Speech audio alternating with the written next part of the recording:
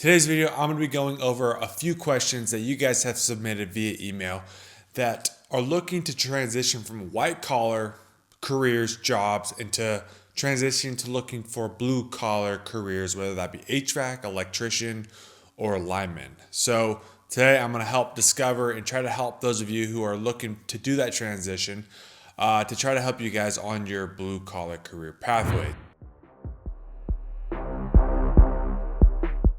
If you guys are new to this channel, Blue Collar Edu, I'm here to expose, teach, educate you guys about blue collar career opportunities, how to get started in the skilled trades. Now, it's not an easy journey. There's a lot of questions, a lot of misinformation out there, not sure where to get started, what you need to do, certifications, etc., all those different things, apprenticeships versus trade schools versus union versus non-union, all these different things about the trades. If you don't have anyone in the trades to help you along this pathway, it can be pretty confusing. So CTQ is a way for me to be able to do that, where I could take your guys' questions, peruse the questions that you guys email to me, or I get on the YouTube comment section, or on TikTok, or on Instagram, so I can try to help you guys. Okay, so submitting them with email is the best way to austin@bluecollaredu.com. Like I said, you can put them in the comments down below.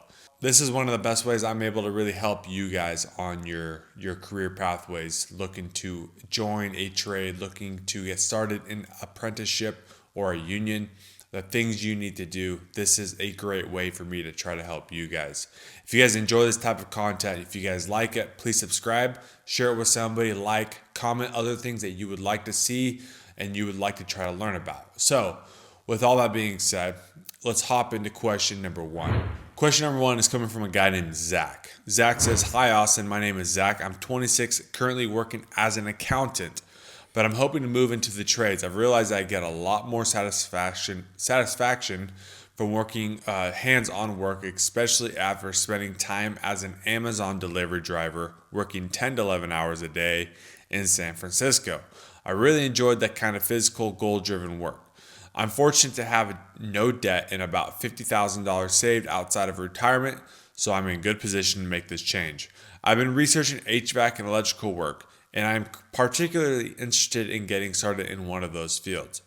Do you have any advice beyond calling local companies? And when I reach out, is there something more effective I can say or do than just expressing enthusiasm for joining their team to land a job? I'm completely willing to start from the bottom, and I'm ready to put in the work to learn the trade.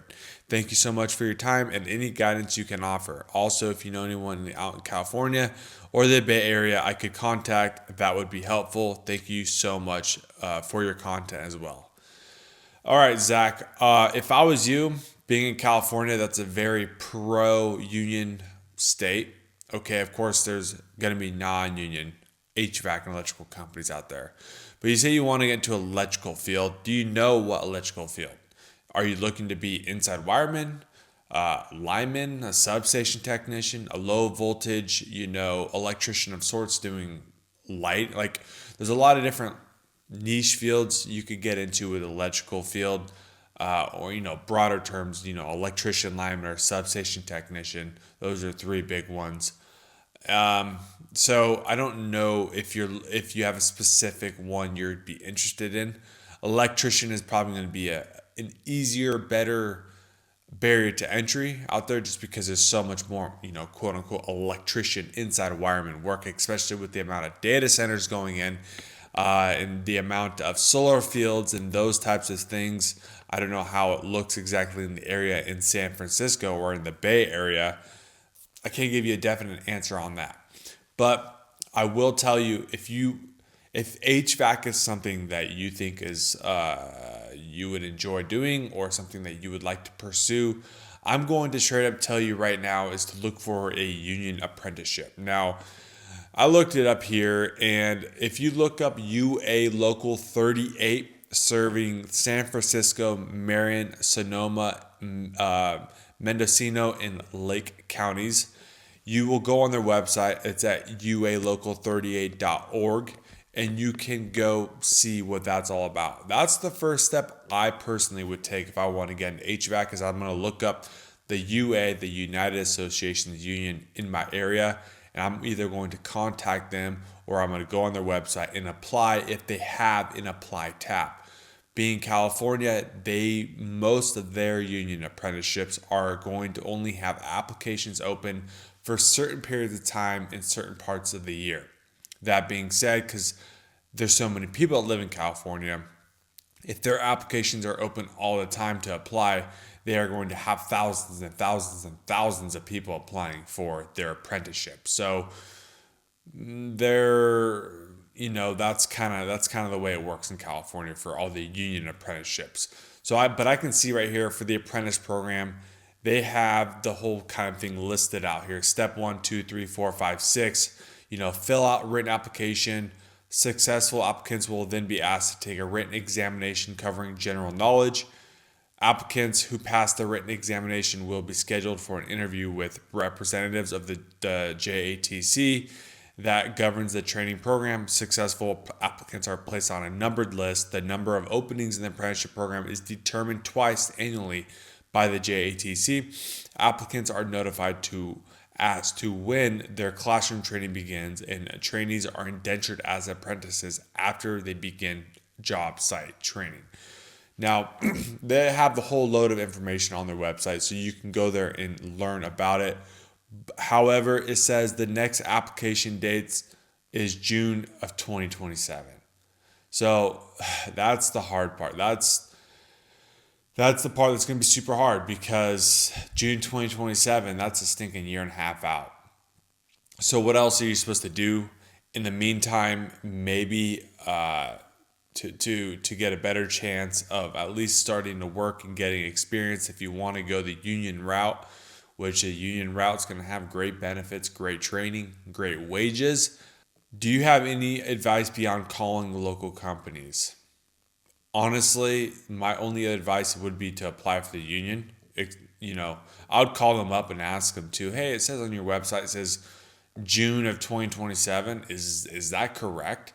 You could look at because there's different UA locals. If you're trying to stay local to the Bay Area, then it is what it is. You're gonna have to wait. But if you're willing to travel at all or relocate to a different area, there may be applications open for the union HVAC apprenticeship. That's very possible. Any other advice beyond calling would be to straight up show up to the local company and do some door knocking and just go present yourself with that enthusiasm, with that want to become either an HVAC tech or to electrical field. Like I said earlier, not sure what you're looking for there. It's all about just showing that, if you're going to take the time to show up to their place of business and show that enthusiasm that, hey, I'm willing to start at the bottom. If that means sweeping floors, if that means sorting through material, cleaning trucks, I'm willing to do that, but I want to do this. So, and then it's also, it's important to look for companies that have training programs, apprenticeship programs, whether they are union or not. And just to see, because you want to look for an apprenticeship training program. That's going to be one of the most important things, especially have it be registered with the state.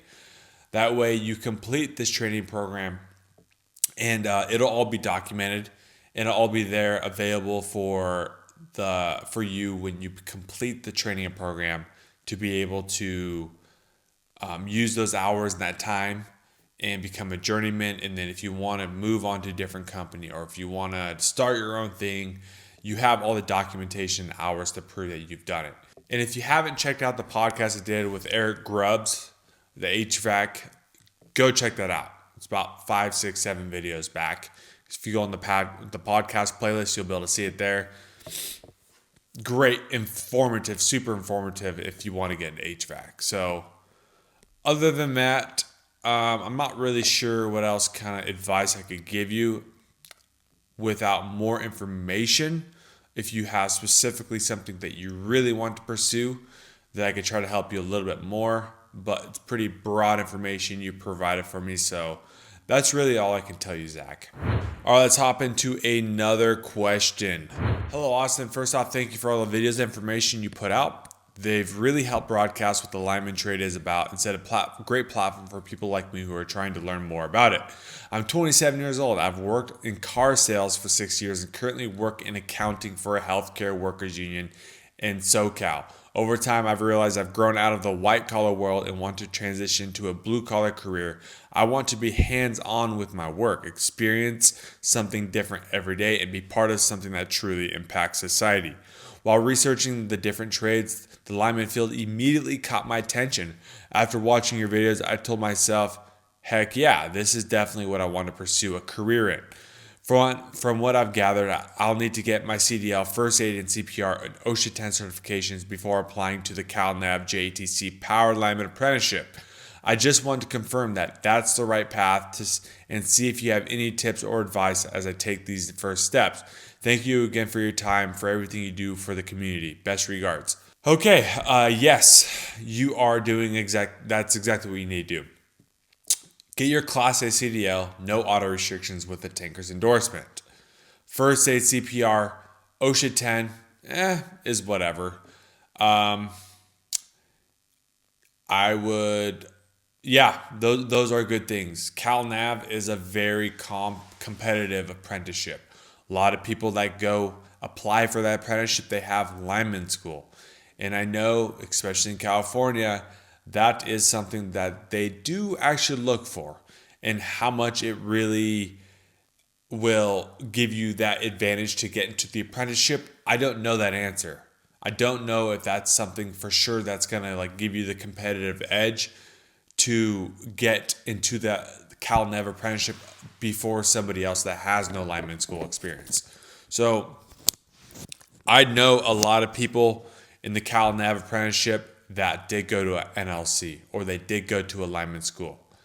So it is something that I think can help to go to lineman school. I know you're not even asking about lineman school, but I know it's something that could potentially help getting into the CalNav apprenticeship. So look into that.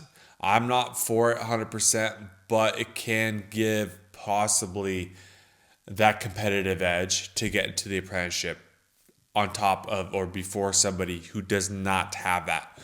But also at the same time, it's important to look into getting related trade experience in the construction industry somewhere, whether that's doing underground work or doing power line tree treatment clearing or doing anything related to electrical industry somewhere is going to be really good too. Because with, experience as just working white collar, it's also really good to have some blue collar, common sense, knowledge, experience on your resume as well. When it comes time transitioning from white collar to blue collar, and you go do that interview, they see, oh, okay, you've worked in car sales for 6 years. Oh, you've worked, healthcare, workers union for a couple of years, and you have no blue collar construction related experience. They're going to see that and question your integrity to see if you're actually able to do blue collar work. So it's important to try to find some blue collar work somewhere as well so you can have that on your resume. But besides that, you're on the right path. And those tips, and that's the kind of advice I would recommend. Also, you're going to have to take the IBW aptitude test when you apply for the CalNav apprenticeship. So brush up on the math. Being 27 years old, you might be a little rusty on your algebra, your basic algebra. And if you want to go take the practice aptitude test, if you go to the website at bluecollaredu.com, I have one there right on the homepage you can go check out. Go click on that. Go take that test. It'll take you less than 5 minutes, probably less than 10 minutes. And you can get a better understanding of what that IBW aptitude test kind of has on it. It's not the full test, but it's a good idea of what you could expect to see on the real test. So that is another thing that you should probably look into doing, is at least starting to study up and get familiar with basic algebra and reading comprehension, because you are going to have to take that test. All right, let's look into one more question here. Dylan says, love the channel, incredibly insightful. I grew up in a small power plant town in northern Arizona. A lot of my homies are now journeymen. I joined the Air Force, worked on fighter jets, and after starting a family, had my fun and wanted to settle down. Since getting out of the active duty, I tried too long to make a sales career work that I really wasn't into. Returning to some God given gifts, I'm called back to the trade, specifically lineman. I have a technical associate's degree, almost 10 years as an aircraft electrician. I started my CDL journey. All of that to ask, do I have a decent shot at an apprenticeship without NLC or something equivalent? I currently live in southern Utah, but would love to come back to AZ. With your journey and experience in direction or correction is very appreciated. Keep the content coming, respectfully. Well, dude, honestly, yeah, you're good. I would tell you, because you have that GI Bill, then you could use that towards a lineman school and you're not having to pay it out of pocket. Then it's not a terrible idea. But then again, with 10 years of aircraft electrician being in the Air Force, and you're saying a God-given gifts about working in the trades with your hands, I don't think it doesn't hurt at all for you just to straight up, once you have that CDL, to apply for the SWOLCAT apprenticeship. If you want to come back to Arizona, apply for the 769 SWOLCAT apprenticeship. Of course, SWOLCAT doesn't cover just Arizona. It's Arizona, New Mexico, Texas, Oklahoma, in one other state, I believe. I'm surprised I don't have that memorized because I look at it and try to talk about it all the time. But you can go on their website, SWLCAT, I think, .org, and that'll bring you to the website and you can go learn more about that apprenticeship.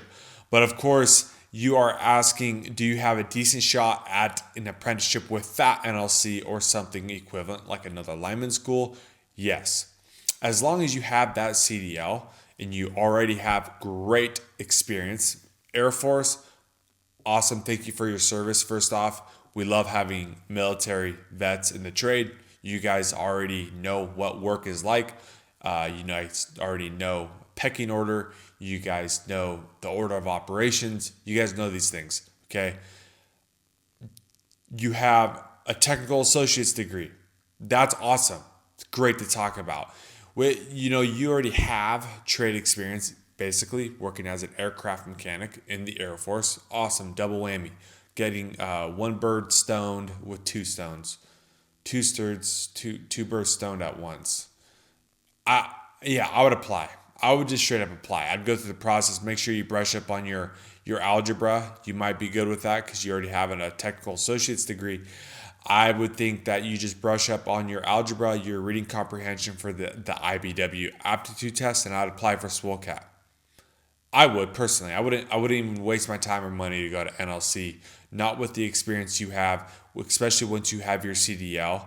Maybe you're looking to getting your first aid CPR card. I forget exactly what the SWOLCAT requirements are, but it's 18 years old. Be a U.S. citizen, have a high school diploma or equivalent. Have a CDL. Pay the application fee and be able to pass the IBW aptitude test, and I think you're good. Besides that, maybe you get your OSHA 10, maybe you get your CPR first aid card. I don't think those are hard to get, and they're not terrible to not have in your pocket. But I don't even think with those you don't need to have those in order to apply. Not with the experience you already have. I think you're fine. So straight up, bro, just go apply at SWOLCAT right now. Once you have that CDL, go to swolcat.org and go apply for that apprenticeship, because I think you would have a great chance, a tremendous, really good chance to get into a lineman apprenticeship with the experience and the knowledge you already have. Hopefully you guys enjoyed this episode of CTQ. Share it with somebody who wants to learn more about getting started in the trades, what they need to do, etc. Because of Blue Collar Edu, I'm here to expose, teach, educate you guys about blue collar career opportunities, how to get started in the skilled trades. Don't forget to like, comment, subscribe if you want to. I'm not telling you you have to, but if you want to, go ahead. I'd appreciate it. And remember, if you guys have questions, email them to austin@bluecollaredu.com or put them in the comments down below. And with all that being said, I'll catch you guys on the next episode.